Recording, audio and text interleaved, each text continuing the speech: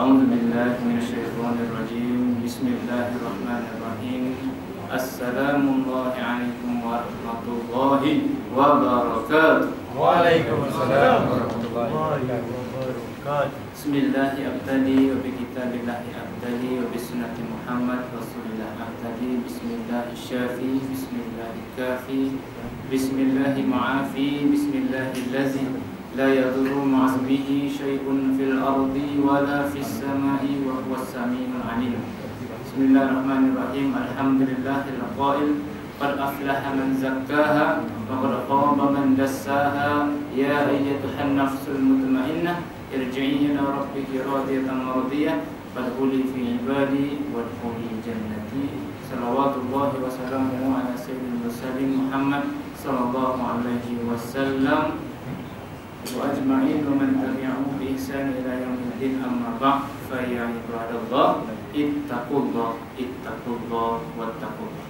Sebelum diteruskan, tuan-tuan, puan-puan, masyaallah muslimin rahimakumullah ta'ala sekalian, insyaallah hari ini ruang dan waktu diserahkan kepada saya. Sebab apa?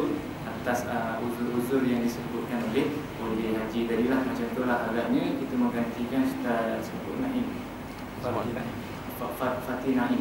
Kita menggantikan last minute juga, dan mungkin ada setengah yang kecewa kerana nak jumpa Ustaz Fatih, Ustaz Mizan yang keluar. Jadi kalau ada timbul itu kita minta maaf InsyaAllah mohon dimaafkan, minta dimaafkan. Jadi tak membuang masa lagi, insyaAllah.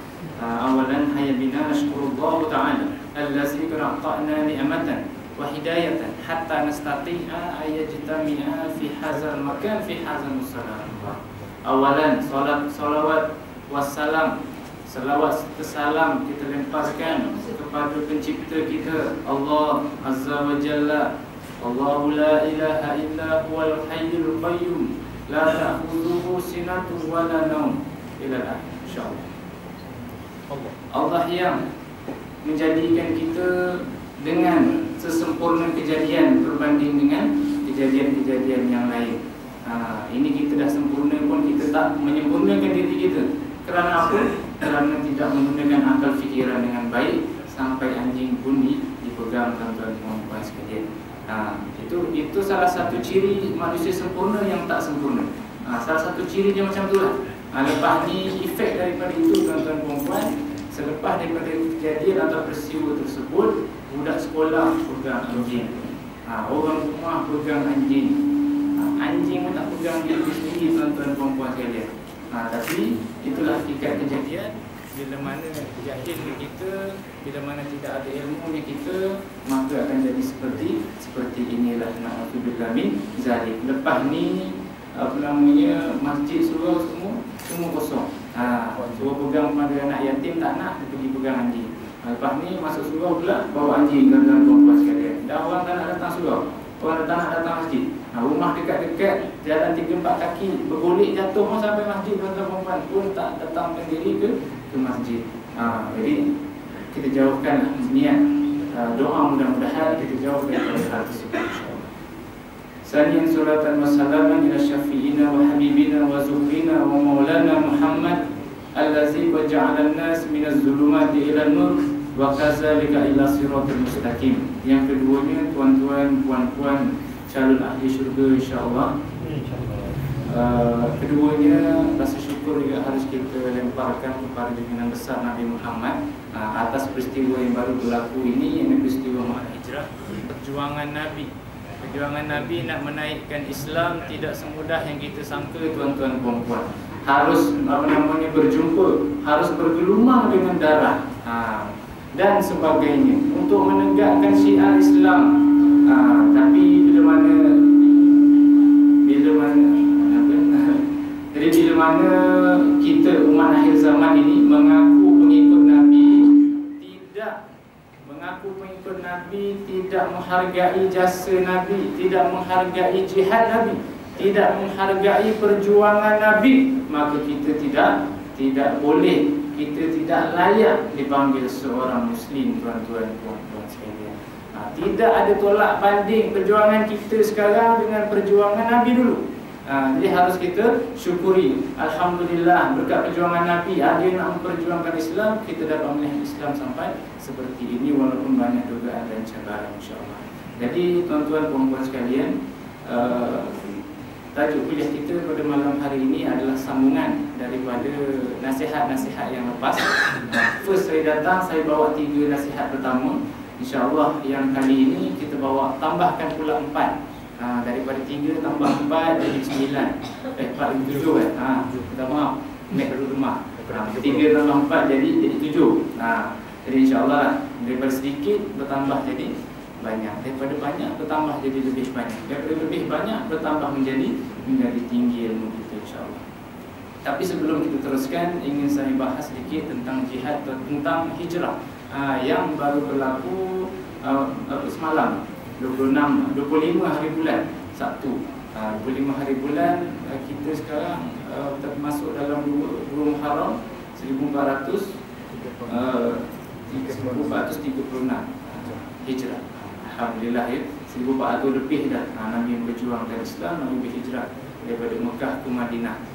Ingat satu lagu tema Al-Hijrah, satu Muharram detik permulaan perkiraan tahun Islam hijrah dan sebagainya. Lagu tu saya pernah dengar kan. Lagu tu kan, awal Muharram detik permulaan. Kita search dalam internet lirik lagu tersebut, itu dah jelas dah. Dah dirangkum seringkas mungkin. Kalau tak faham lagi mana hijrah tu apa, tak faham lagi hijrah tu apa benda dia, buka lagu tersebut, search, baca, hayati tentang perempuan sekalian. Itu boleh kita jadikan ringkasan tentang hijrah. Apa itu hijrah? Jadi insyaAllah banyak ustaz-ustaz saya rasa yang dah bahas tentang sejarah apa hijrah, kemudian peristiwanya, apa yang berlaku dan sebagainya. Tapi yang ingin saya sentuh di sini, tuan-tuan perempuan sekalian, ada satu hadis yang diriwayatkan oleh Safwan bin Umayyah radhiyallahu anhu, bahawasanya pada waktu itu Nabi berkata kepada seorang sahabat selepas pembukaan Fathul Mekah. Selepas pembukaan Fathul Mekah, Nabi kata dekat sahabat, apa kata Nabi? Wahai sahabat, sesungguhnya selepas ini tidak ada lagi peperangan, tidak akan ada lagi hijrah. Bukan perangan, tidak akan ada lagi hijrah. Kenapa? Wahai Rasulullah, semuanya aku dah siapkan segala-galanya dah. Aku dah siapkan dah diriku untuk berhijrah untuk kali yang kedua. Kata sahabat pada waktu itu. Tapi kata Nabi apa? Tak ada. La hijratu ba'dal fath walakinnal jihad wan niyat. La hijrah, tidak ada lagi hijrah selepas pembukaan ba'dal fath, pembukaan Fathul Mekah, melainkan walakin al jihad, jihad dan niat. Kenapa Nabi kata jihad dan niat, tuan-tuan perempuan sekalian? Kita lihat jihad. Jihad ini adalah salah satu perkataan yang sensitif. Itu dikaitkan umat Islam ni dengan teroris, betul. Itu pemikiran apa kaum lain, bangsa lain tentang Islam. Tengok aja nak apa janggut panjang, dahsyat macam-macam. Di Australia, tuan-tuan perempuan, siapa yang menggunakan kopiah dan sebagainya, itu akan dicek double. Kena cek double, lama lah, prosesnya lama. Clean, betul-betul clean baru dia boleh masuk. Itu adalah Islam di mata dunia sekarang, tuan-tuan perempuan sekalian. Siapa yang merosakkan Islam itu sendiri? Tidak lain tidak bukan umat Islam yang mengaku dirinya seorang Islam.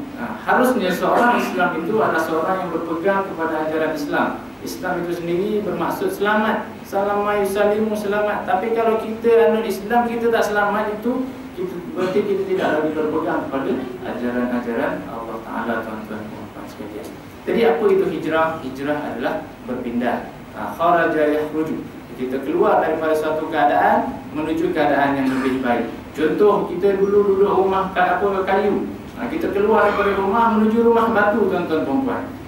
Rumah batu, tak puas hati dengan rumah batu. Rumah apa lagi? Besi pula rumah tu.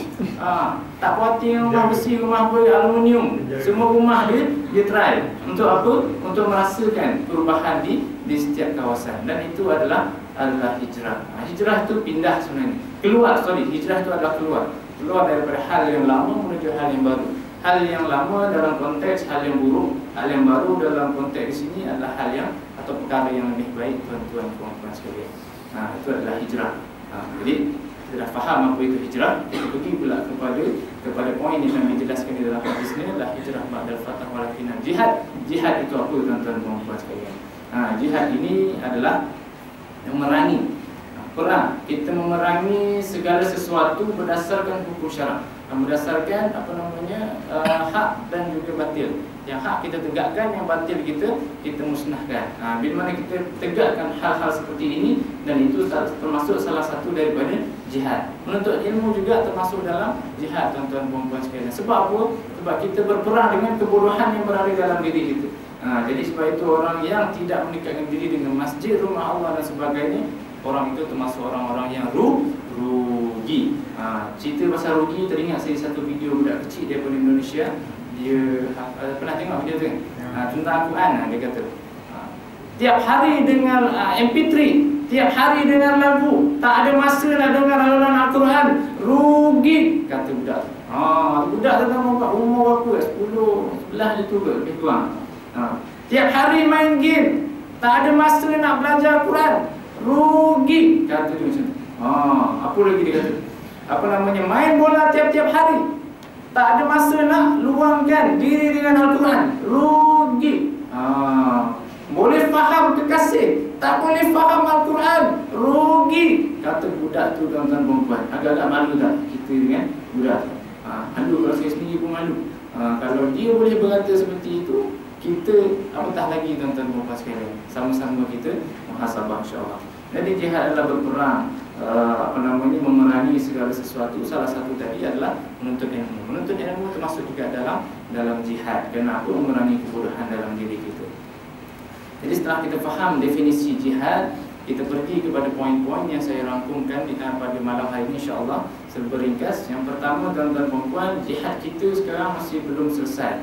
Sebenarnya kita baru nak berjihad dalam diri kita awal sekali, kemudian keluarga dan haul masyarakat pada masa sekarang. Kenapa kita tengok siaran televisyen? Sekarang siaran televisyen adalah salah satu daripada hal yang berpengaruh, mampu mempengaruhi seseorang, mampu membrainwash seseorang selepas sahabat, tuan-tuan dan puan sekalian. Memula kawan ni pengaruh besar, kalah mak dan ayah. Keduanya TV. Kenapa TV? Kita tengok banyak siaran-siaran yang tidak memungkinkan, yang tidak logik ditayangkan di televisyen. Contohnya apa? Tentang gangsterism, tuan-tuan dan puan sekalian. Baru-baru ni raya haji kemarin, ustaz kita tunggu satu orang ustaz, kawan dia di Masjid Meru, Masjid Meru Asy-Syarif. Dia tunggu naik motor, tunggu motor tak dimatikan. Dia pula tengah pegang handphone, datang dua orang pemuda naik 125Z. Orang kata 125Z ni laju kan, wallahu a'lam lah laju mana dengan buruk, kita tak tahu. 125Z datang dua, pergi dekat ustaz kita tadi. Ni mula-mula soalan pertama dia tanya, duduk mana? Dia kata tak duduk sini, saya duduk Puchong. Berarti dia dah tahu tu bukan orang Meru, tuan-tuan dan puan sekalian. Lepas dia tahu ustaz kita tu bukan orang Meru, terus dirampas handphonenya, terus diambil segala dompet-dompetnya. Untung kunci motor dia tak ambil, tuan-tuan dan puan sekalian. Kalau kunci motor dia ambil, tak tahu nak jadi apa. Itu yang berlaku di Meru, depan mata kaki tangan kita, depan mata sahabat kita. Gangsterism berlaku di mana-mana. Itu di depan mata, yang di belakang mata kita tak boleh nak jam, tak boleh nak ingat, tak boleh nak pantau, tuan-tuan dan puan sekalian. Akibat apa? Akibat daripada TV. Kita tengok KL Gangster. KL Gangster dahsyat, tuan-tuan dan puan. Sengat. Tak pernah rasa sengat, lepas sekali. Tak pernah rasa kena gigit dengan nyamuk. Fir'aun mati sebab kena gigit dengan nyamuk, tuan-tuan dan puan sekalian. Ini nak sengat-sengat, bangga dengan diri dia. Tak cukup KL Gangster 1, tambah satu lagi, KL Gangster 2. Lepas ni tambah satu, 3, sampai 100 agaknya KL Gangster, tuan-tuan dan puan sekalian. Kisahnya sama juga, pusing sana, pusing sini, pusing sana, pusing sini. Kemudian apa lagi? Bini-bini ku gangster. Bini-bini ku gangster dahsyat, tuan-tuan dan puan sekalian. Tapi bini-bini ku gangster ni saya boleh tabik respect. Sebab apa? Cuba kita tengok, dah tengok semua kan bini-bini ku gangster? Dah tengok? Yang belum tengok, rugi. Kenapa rugi? Sebab isteri ada dua orang isteri kan. Dua orang isteri kepada satu orang suami. Isteri dia dekat luar, otai ni na'udzubillah min zalik, tuan-tuan dan puan sekalian. Semua dimancung, semua dilanggar. Semua dimantai ni. Dia pegang kawasan-kawasan tertentu. Dekat rumah dia layan suami macam mana tuan-tuan perempuan sekalian. Aduh, dahsyat. Kalau kita dapat isteri macam tu, alhamdulillah. Tak sempat duduk dah lah, kemudian tanya balik dah makan ke belum. Suami dia buat kerja dekat luar sampai tak sempat balik. Dia tunggu dekat luar rumah masak dan sebagainya. Dekat luar gangster. Dekat rumah macam tu tuan-tuan perempuan sekalian.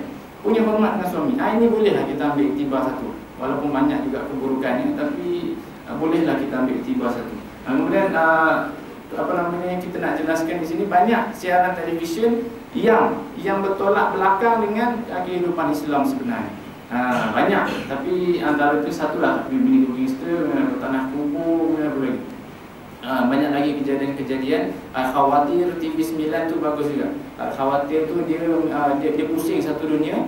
Dia tengok mana kaum-kaum yang menjalankan kehidupan sebagai Muslim, sebagai Islam. Salah satunya adalah Jepun, tuan-tuan perempuan sekalian. Waktu itu saya ternengok, ni tak sengaja buka TV9, khawatir pula cerita tu, kita tengok lama dah kat situ. Jadi di situ dia jelaskan bahawasanya dia melawat negara Jepun, sekolah rendah. Jadi sekolah rendah ni dia terus sampai petang. Dia makan tengah hari itu sekejap je, dalam masa setengah jam. Waktu lepas habis belajar, bunyi loceng kering, terus daripada posisi ke meja tu ke satu berubah jadi panjang belakang. Macam orang dinner. Itu hanya perlu masa 5 saat tuan-tuan perempuan sekalian. Itu budak sekolah rendah. 5 saat. Kemudian kawan dah habis dia buat hal panjang. Satu orang kawan dia bangun, ambil nasi, tuang satu. Semua nasi belah kiri, tak ada yang belah kanan. Kemudian dia taruh pula sup. Taruh sup sebelah kanan, semua sebelah kanan, tak ada yang tolong balik. Kawan di sebelah kiri, sebelah kanan, atas, belakang, tak ada. Semua sama. Kiri-kiri nasi, kanan-kanan sup dan sebagainya. Hatta sudu dan garpu pun diletakkan bersamaan. Menunjukkan di sini betapa disiplin. Habis daripada tu ingat habis dah. Bangun semua pula. Bangun semua beratur, terus sikat gigi dulu. Gosok gigi. Kita keluar poket lain pula. Bahasa Indonesia tu. Sikat. Gosok gigi, buruk gigi. Ambil buruk gigi satu-satu, pergi gosok gigi dulu sebelum makan atau buang pas sekalian. Habis makan, gosok gigi lagi. Dan itu hanya memerlukan masa kurang lebih 15 minit. Daripada dia susun meja, nasi dan semua, sampai dia belajar balik 15 minit je tuan-tuan perempuan sekalian. Agak-agak kita boleh. Boleh, tapi 100 tahun akan datang baru boleh, insya-Allah tuan-tuan perempuan sekalian. Itu dari sekolah rendah diterapkan disiplin seperti itu. Kemudian yang saya lihat nyata depan mata di immigration, waktu kita uruskan visa guru kita, sahabat kita daripada Bangladesh. Satu pasangan orang Jepun, lelaki dan perempuan, umur kurang lebih 40-30 macam tu. 40 suaminya, isterinya 30. Dah kena maki dengan immigration ni macam ni. Hai tunduk tuan-tuan perempuan. Kalau kita tak ada, busung dah ada, kita lawan balik. Dia tak ada. Sebelum pergi, tunduk lagi. Arigatou gozaimasu. Apa dah dia cakap tu kan? Terima kasih, syukran agaknya. Terima kasih, ucap lagi. Begitu hormat dengan seseorang. Tetapi Islam kita dalam ajaran Islam itu harus menghormati seseorang. Dalam nasihat yang pertama, kalau ingat lagi wanafmu dan muslimin, membuat kebaikan pada seseorang. Tapi tengoklah sekarang, adakah banyak kebaikan dan keburukannya yang umat Islam sendiri lakukan, tuan-tuan perempuan sekalian. Ini sebagai pengajaran. Bila mana kita banyak melakukan keburukan, itu hal yang lazim. Kenapa? Sifat manusia itu adalah sentiasa lupa. Jadi bila mana lupa, harus sentiasa diingatkan, tuan-tuan perempuan sekalian. Jadi jihad kita belum selesai, itu antaranya adalah gangsterism. Kemudian yang kedua adalah siaran TV banyak mengaku Islam tetapi tidak Islam. Dia mengaku Islam tetapi dia tidak Islam. Mengaku Islam pakai anting, cat rambut, tuan-tuan perempuan sekalian. Mengaku Islam tidak menutup aurat. Beberapa ini kita dari Sabtu pagi semalam, tengah hari ada program hijrah di Subang. Waktu itu dibuat di kedai makan dan dihadiri ramai orang, tetapi di meja depan sekali, di meja depan muslimat perempuan hadir dengan berpakaian yang menjuluk mata, tuan-tuan perempuan sekalian. Menjuluk macam ni kita tengok atas bawah aja. Fikir isteri je dekat belakang. Jadi apa, jaga mata kan. Jadi dugaan lah, itu dugaan. Kalau kita bawa kita dugaan manusia, dugaan lelaki itu dengan perempuan. Dugaan perempuan pula dengan harta. Dugaan lelaki, contoh kita bawa kereta tuan-tuan perempuan, bawa kereta lalu Velfire sebelah. Boom, alah Velfire je. Bawa kereta lagi macam biasa, lalu pula Ferrari sebelah. Boom, alah baru Ferrari. Bawa lagi macam biasa. Lalu pula sebelah ni apa? Hammer. Apa hammer ke hammer sebenarnya sebutan ni? Macam itulah lebih kurang. Hammer dan hammer. Lalu boom, kita buat tak tahu juga. Sebab kita anggap benda biasa. Cuba perempuan sebelah, lalu sebelah tuan-tuan perempuan. Accident terus macam tu juga. Kena pula perempuan tu pakai BMW yang tak ada bumbung tu. Rambut terbang-terbang. Pakai pula stern semua sekali. Memang accident confirm tuan-tuan. Kalau lelaki yang bawa. Kemudian perempuan pula. Godaan perempuan adalah dengan harta. Tengok isteri kita tak jauh-jauh lah.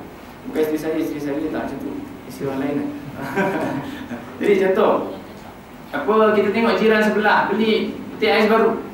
Bang, kita beli peti ais baru. Peti ais kita ni dah tak sedap dah ni. Dah bercala-cala sana sini, padahal baru 3 bulan 4 bulan pakai. Beli suami yelah. Sayang isteri ni pasal beli peti ais baru. Padahal tak ada kena-mengena pun peti ais tu. Sama juga function dia kan. Kemudian tengok pula jiran sebelah. Ni cerita jiran sebelah je, tak ada jauh-jauh.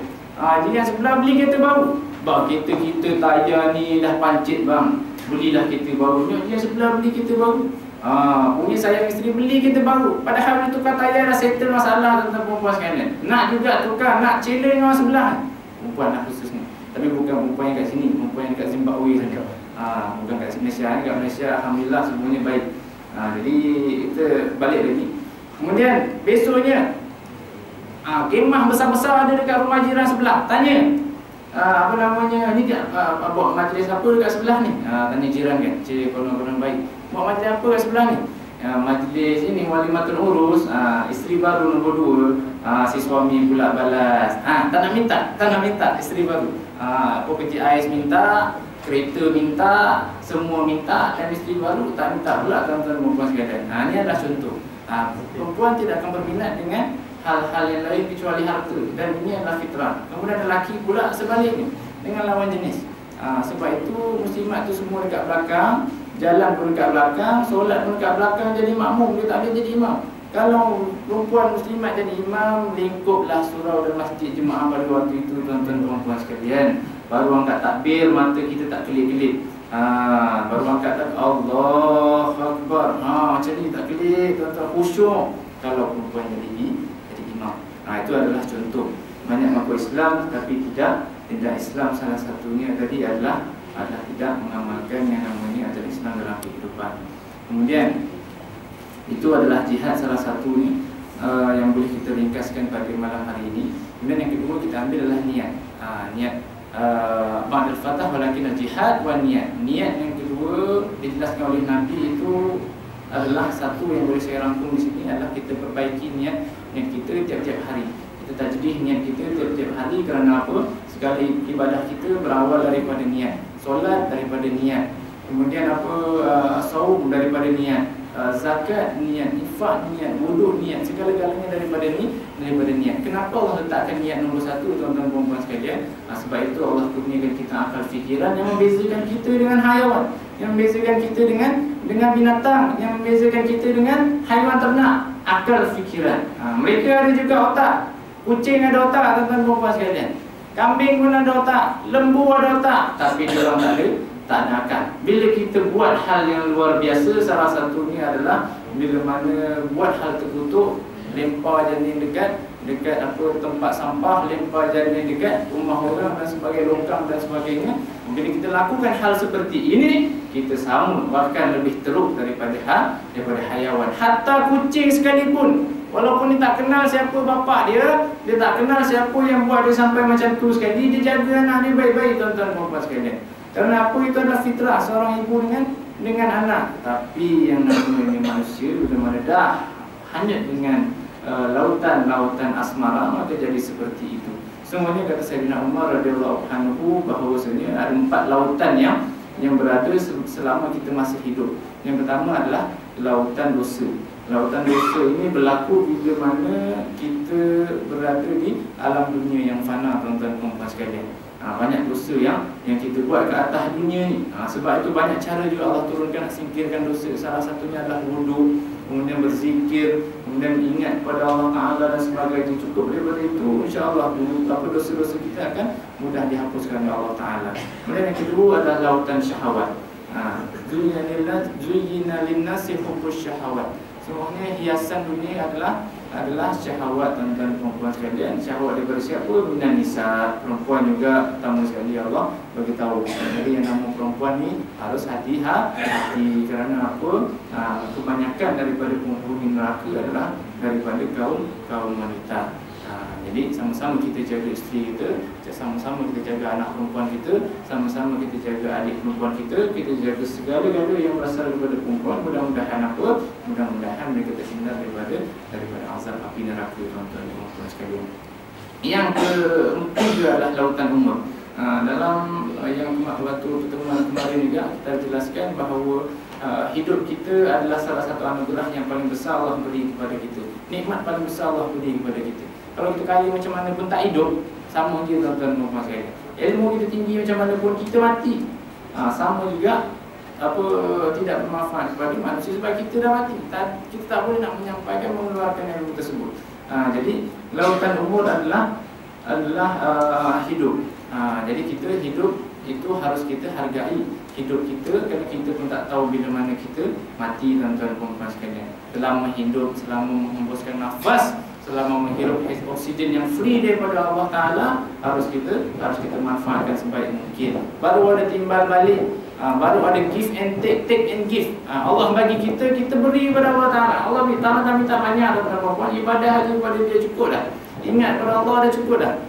Sebab itu apa? Dalam hidup ini kita kekalkan takwa kepada Allah Ta'ala. Takwa ni apa? Takwa ni adalah takut. Takut macam kita takut dengan AES. Kira kita takut dengan AES, kita bawa perlahan betul. Kalau tak takut main laju semacam ni. Itu bila mana kita takut. Cuba bayangkan kalau seluruh manusia takut kepada Allah Ta'ala, takkan ada kejahatan yang berlaku di dunia, di bumi pada waktu itu, dan insya-Allah akan makmur, aman, sejahtera, tuan-tuan puan-puan sekalian. Jadi ajaran yang kita anut sekarang ini adalah ajaran yang terbaik daripada ajaran-ajaran yang lain. Kemudian yang keempat adalah lautan penyesalan. Lautan penyesalan ini di mana? Di kubur, tuan-tuan perempuan sekalian. Fitrah manusia yang sentiasa tidak mau mengaku kalah, sampai mati pun tidak akan mengaku kalah. Selepas daripada itu baru menyesal. Dulu kenapa waktu aku masih hidup aku tak sekian-sekian perbuatan aku. Kenapa dulu waktu aku masih hidup aku ambil harta anak yatim. Kenapa dulu waktu aku masih hidup aku tak hormat kepada orang tua. Kenapa dulu waktu aku masih hidup aku tak jaga suami aku. Kenapa waktu aku masih hidup aku tidak menjaga Islam aku. Waktu bila menyesal? Waktu di dalam kubur, tuan-tuan puan-puan sekalian. Jadi kata Umar, ada 4 lautan yang harus kita hindar, harus kita jaga-jaga selama kita masih hidup, insya-Allah. Jadi itu adalah niat perbaiki niat kita setiap hari. Insya-Allah kita ambil balik iktibar daripada setiap ibadah kita lakukan berawal daripada niat. InsyaAllah bila mana kita baik, maka baiklah hasilnya. Bila mana buruk, maka buruklah hasilnya, tuan-tuan dan puan sekalian. Jadi itu adalah satu hadis yang boleh kita kongsikan daripada Safwan bin Umayyah tentang hijrah. Hijrah, tuan-tuan dan puan sekalian, haruslah kita ambil iktibar, haruslah kita keluar daripada kejahilan dalam diri kita menuju lebih baik. Kalau dulu kita teruk, harus kita berubah menjadi lebih baik. Bagaimana nak menilai kita ini baik atau buruk? Nilai daripada dosa dulu, tuan-tuan puan-puan sekalian. Satu tips boleh saya berikan kepada tuan-tuan puan-puan sekalian bila mana ingin menilai dosa kita ni sebanyak mana. Balik nanti kita ambil kotak yang besar. Contoh kotak peti ais ke, kotak TV dan sebagainya. Kita ambil, bungkus elok-elok, buat lubang kecil atas tu. Kita tampal dekat kotak tu tabung dosa. Biasa orang buat tabung masjid, tabung derma, tabung sekolah dan sebagainya. Kita tukar tabung dosa.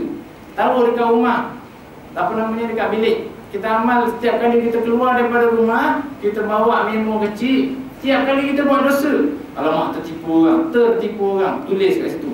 Tarikh ni sekian, masa sekian, kat mana, apa dosa kita buat? Tipu orang, buat besar-besar highlight, balik bungkus, gulung, masuk dalam tabung dosa kita tadi. Macam tu je. Kalau satu hari keluar daripada rumah, balik ada 100 kertas yang kita gulung, masuklah satu-satu dalam tabung dengung. Ujung tahun, apa namanya, contoh kita mula sekarang, berarti ujung tahun hijrah akan datang, kita buat apa namanya, kumpul balik, kita kira balik. Kalau ada 1000 kertas dosa yang kita gulung, kita buat balik istiqamah tahun depan, buat hal seperti itu. Bandingkan dengan tahun sebelum. Kalau tahun ni 1000, tahun akan datang 1100, berarti kita masih belum lagi hijrah, tuan-tuan dan puan sekalian. Kemudian buat lagi tahun depan, kurang 900, berarti kita sudah melakukan penghijrahan. Tetapi apa? Perlu lebih semangat. Buat tahun depan lagi 9,000, buat tahun depan lagi 10, buat tahun depan lagi 100,000. Itu harus kita muhasabah diri kita balik. Kenapa gerak macam hujan, naik turun.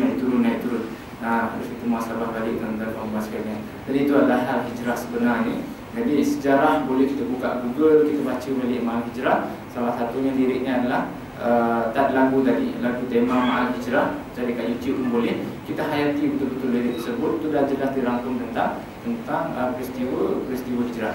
Jadi yang boleh kita laksanakan sekarang di zaman ini adalah manfaat daripada hijrah itu sendiri, seperti mana kata Nabi tadi, jihad dan niat, tuan-tuan dan puan sekalian. Jadi itu adalah sedikit ulasan tentang Al-Hijrah. Sedikit ulasan, 35 minit. Ya Allah, minta maaf. Jadi kita teruskan kepada pembahasan kita, nasihat. Kita teruskan nasihat yang disampaikan oleh para ulama, juga diambil daripada hadis-hadis yang dikumpulkan dalam kitab ini. Kemarin kita ulas sikit. Yang pertama adalah tentang iman dan kepentingan membantu masyarakat. Nasihat pertama. Siapa yang masih catat tu boleh refer balik. Kemudian nasihat yang kedua adalah bersanding dengan para ulama. Kemudian yang ketiga tidak membawa bekalan ke kubur. Masuk ke kubur tanpa bekalan bagaikan berlayar tanpa bahtera. Itu nasihat yang ketiga. Dan nasihat yang keempat, pada hari ini insya-Allah, nilai keimanan Abu Bakar radhiyallahu anhu dan Umar radhiyallahu anhu. Jadi Abu Bakar adalah orang yang pertama-tama masuk Islam, tuan-tuan dan sekalian. Umar pula adalah salah seorang sahabat Nabi yang dulunya sangat benci dengan Nabi. Dulu dia sangat benci gila. Benci gila dengan Nabi. Benci gila kebri dengan Nabi. Nak tunjuk punya benci dengan Nabi, Umar dengan Nabi, dengan nama Nabi pun tak boleh tu Umar. Tak tahu benci sebab apa. Akhirnya terjadi satu peristiwa yang Allah luluhkan hatinya dan menjadi orang yang paling sayang dengan Nabi, menjadi orang yang paling dekat dengan Nabi. Sebab itulah kalau kita ni ada benci dengan seseorang, jangan terlalu benci tentang perempuan sekalian. Takut apa? Takut nanti jadi sahabat kita. Kalau lelaki, kalau perempuan takut jadi bini kita, tuan-tuan perempuan sekalian. Ada sahabat saya, dia dulu mengata-ngata waktu dekat Mahat. Tapi waktu dah keluar lah, orang Malaysia kan dekat rumah dia. Jadi dia kebetulan jiran sebelah tu masuk Mahat pun sama-sama. Duk kata benci, alam kau ni sekian, kau sekian, lama-lama kahwin, tuan-tuan perempuan sekalian. Sebab apa? Sebab benci tadilah. Daripada benci menjadi sayang, insya-Allah.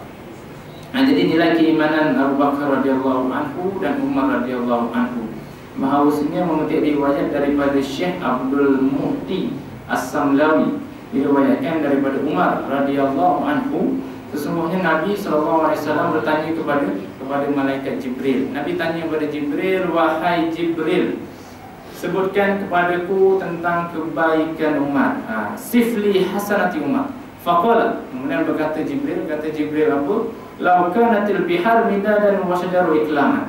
Kata Jibril, andai kata lautan menjadi tintanya dan pohon-pohon menjadi pennya, lama hasratuha, nescaya aku tidak akan mampu menghitung. Itu Umar, tuan-tuan puan-puan sekalian. Dahsyat. Kalau kita agak-agak macam tu lah.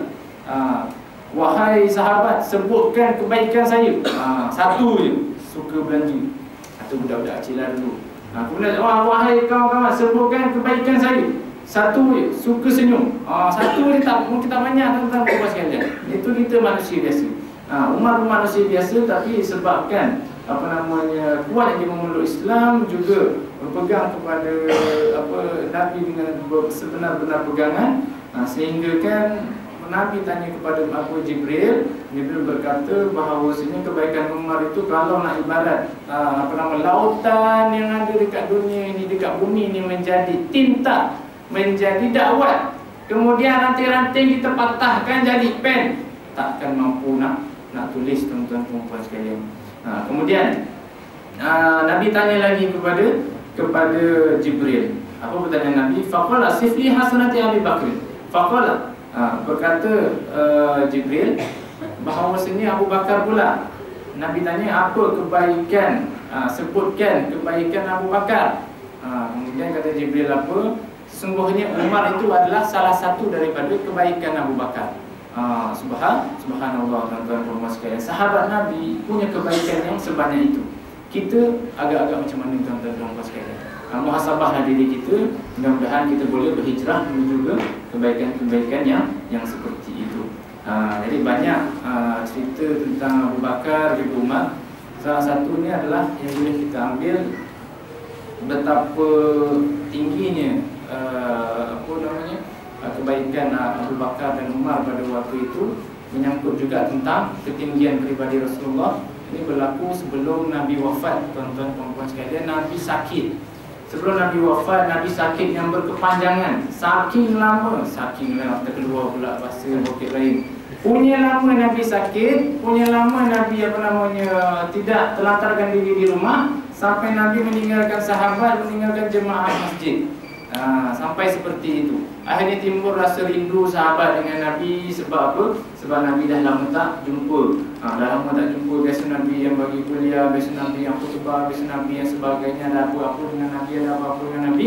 Jumpa tiba-tiba tak ada pula Nabi pada waktu itu sakit. Jadi akhirnya sebab kerinduan daripada itu, Nabi minta para sahabat memapah Nabi menuju ke masjid. Papah Nabi tuju ke masjid, tuan-tuan perempuan sekalian. Kita ada tak macam tu? Kalau dah sakit kat situ je lah. Tak ada nak bantu, tak ada nak tolong, tak ada nak tengok, ziarah dan sebagainya. Itu lazimnya dekat Zimbabwe, bukan kat Malaysia, tuan-tuan perempuan sekalian. Kat Malaysia semua baik-baik, alhamdulillah. Jadi macam tu kurang lebih. Sampai dekat masjid, Nabi perintah minta tolong kepada Bilal pada waktu itu. Wahai Bilal, kamu pergi ke rumah sahabat-sahabat semua, umumkan bahawasanya aku berjumpa mereka di masjid. Sekejap aja semua datang, tuan-tuan perempuan sekalian. Dengan suara Bilal yang kuat dan sebagainya, dia umumkan semua datang. Penuhlah masjid dalam beberapa ketika. Sampai daripada itu semua dah penuh. Akhirnya ada salah seorang, hampir kebanyakan sahabat yang menangis. Sebab apa? Punya rindu dengan Nabi. Ini kita tak nangis sebab apa? Sebab rindu dengan awet, tuan-tuan perempuan sekalian. Kamu kenapa nangis? Saya rindu, Ustaz. Betul ni betul. Pelajar kita ada. Tiap-tiap malam nangis, baru masuk. Badan besar panjang, umur dah 16. Kenapa nangis? Saya rindu, Ustaz. Allah, sabarlah. Ini nama perjuangan, harus kita jalan. Baby banyak rupanya rindu kat siapa? Rindu kat awet dia, bukan rindu kat mak dia. Saya ingat rindu kat mak dia. Rupanya rindu kat awet dia. Kalau rindu kat awet, kamu pergi kerja longkang dalam sana. Kalau rasa sakit, patah balik dekat sini. Itulah betapa sakitnya Ustaz cinta tadi punya ceramah panjang-panjang dekat kamu. Ini ingat kan apa rindu dengan mak, rindu dengan awet. Sakit hati tuan-tuan perempuan sekalian. Tapi tak apalah. Sebab dia cerita, kita nasihatlah. Jadi alhamdulillah lepas tu hilang. Itu lazim sekarang. Dulu Nabi, para sahabat tak. Para sahabat dia punya dekat dengan Nabi, punya cinta dengan Nabi. Sampai apa? Lama tak jumpa Nabi, rindu sangat. Rindu sampai menangis. Jadi Nabi kumpulkan semua. Nabi bertanya kepada para sahabat. Tanya para sahabat semua yang hadir pada hari itu. Nabi kata, wahai para sahabatku semua sekali, bahawasanya sudahkah aku jelaskan, sudahkah aku perintahkan kepada kamu bahawasanya tidak ada Tuhan selain Allah. Nabi tanya kepada sahabat pada waktu itu. Akhirnya apa? Sahabat balas, sudah wahai Rasulullah, sudah sampai belakang. Gemar, sudah macam dalam gaung. Contoh macam itulah. Kemudian Nabi bertanya lagi, sekian hal. Sahabat membenarkan, benar wahai Rasulullah. Nabi tanya lagi, sahabat benarkan, benar wahai Rasulullah. Nabi tanya lagi, sahabat benarkan, benar wahai Rasulullah. Sehingga di pertengahan pertanyaan Nabi minta minta kepada Allah Ta'ala, wahai Allah Ta'ala, wahai Tuhanku, persaksikanlah aku sudah lepaskan segala amanah-amanah yang kau berikan kepadaku kepada mereka. Setelah Nabi kata seperti itu, Nabi jelaskan kepada sahabat, wahai sahabat yang tercinta, sesungguhnya aku ini sebentar lagi akan dipanggil oleh Allah Ta'ala menghadapnya. Dengar macam tu, sedih semua sahabat tuan-tuan puan-puan. Berarti apa? Berarti sekejap lagi Nabi akan tiada. Sekejap lagi Nabi akan wafat. Jadi punya sedih, nangis tak henti-henti. Hening suasana di masjid pada hari itu tuan-tuan puan-puan sekalian. Jadi Nabi bangun lagi. Dalam keadaan sakit, Nabi bangun lagi. Bangun lagi. Nak membai'ah kemudian nak jelaskan kepada sahabat-sahabat. Nabi tanya kepada para sahabat, wahai para sahabat, aku ingin bertanya kepada kalian, siapa yang ada hutang denganku? Bagi tahu, aku tak nak tinggalkan dunia ini dalam keadaan berhutang. Aku tak nak tinggalkan dunia ini dalam keadaan menzalimi orang lain. Aku tak nak tinggalkan dunia ini dalam keadaan yang buruk. Aku nak jelaskan semua sekali. Dalam hati para sahabat, ya Allah, mana ada Nabi hutang dengan orang. Nabi lapar sekalipun, tak ada makanan sekalipun, ikat pun dengan batu tuan-tuan puan-puan sekalian. Kita sekarang ada ikat pun dengan batu? Tak ada. Untung pun tak pakai tuan-tuan puan-puan sekalian. Jadi itu kita dan Nabi berbeza jauh. Jadi hening seketika lagi. Kemudian punya hening Nabi ulang sampai 3 kali. Siapa ada hutang dengan aku? Siapa ada hutang dengan aku? Siapa ada hutang dengan aku? Sampai kali ketiga Nabi ulang tuan-tuan puan-puan sekalian. Bangun yang namanya sahabat bernama Akasyah. Akasyah ni bangun. Saya ingin bertanya dulu, wahai Nabi Muhammad SAW. Silakan, tanya wahai Akasyah. Andai yang aku ceritakan selepas ini adalah hutang, maka aku minta kau jelaskan. Kalau bukan hutang, anggap jelas tak ada apa-apa. Jadi silakan wahai Akasyah. InsyaAllah akan aku jelaskan. Jadi kata Akasyah apa? Dulu waktu perang Uhud, Akasyah berada di belakang Nabi. Contoh Nabi naik kuda kan. Naik kuda Akasyah belakang ni. Nabi ambil cemeti dia, pukul kuda. Rupanya tak kena kuda tuan-tuan puan-puan sekalian. Kena Akasyah yang ada kat belakang. Jadi Akasyah kata, wahai Nabi, adakah itu termasuk hutang? Itu adalah hutang sesungguhnya wahai Akasyah. Menzalimi orang dengan tidak sengaja. Pun hutang tak sengaja. Hutang, apatah lagi sengaja. Apatah lagi. Sebab tu ada kisah ya. Jadi cumanya itu hutang, maka kau boleh minta bayaran, minta balasan daripada itu. Itu Nabi adalah perempuan, pimpinan tertinggi umat Islam pada waktu itu. Betapa rendahnya peribadi Nabi sampai seperti itu tuan-tuan puan-puan sekalian. Kalau kita kena sebat dengan orang, kena jahil dengan orang, kita cerita semua sekali. Ini Nabi tak, Nabi minta balas balik. Balas balik dekat dia sebab dia buat kepada orang seperti itu. Akhirnya Nabi perintah kepada Bilal. Nabi perintah kepada Bilal untuk ambil cemeti yang ada dekat rumah Fatimah. Akhirnya Bilal pergi ke rumah Fatimah. Sampai rumah Fatimah, Bilal kata, wahai Fatimah, bagi Nabi minta cemeti. Cemeti tu cemeti. Cemeti bukan capati. Cemeti. Cemeti tu yang sebat-sebat ni. Apa orang sebat ni? Watan lah, macam tu lah lebih kurang. Cemeti lah, senang cerita. Kalau apa lapar pergi mamak, order capati. Cemeti. Jadi pergi rumah Fatimah. Pada waktu itu minta cemeti. Fatimah pelik bin Ajaib. Tanya kepada Bilal, wahai Bilal, kau nak buat apa cemeti ni? Aku nak, baginda minta kerana apa? Kerana Akasyah dipukul oleh Nabi pada perang Uhud dulu. Dan Nabi nak tinggalkan dunia ini tanpa ada hutang dengan siapa pun. Sedih Fatimah waktu itu. Kenapa sanggup buat macam tu kepada baginda Nabi dan sebagainya. Ini dengan berat hati bagi juga Fatimah cemeti daripada Bilal. Bila sampai masjid, dia bagi dekat Akasyah. Itu Akasyah kat belakang sana tuan-tuan puan-puan sekalian. Akasyah kat belakang sana, wahai Akasyah, kau sudah ada cemeti, datang kepadaku.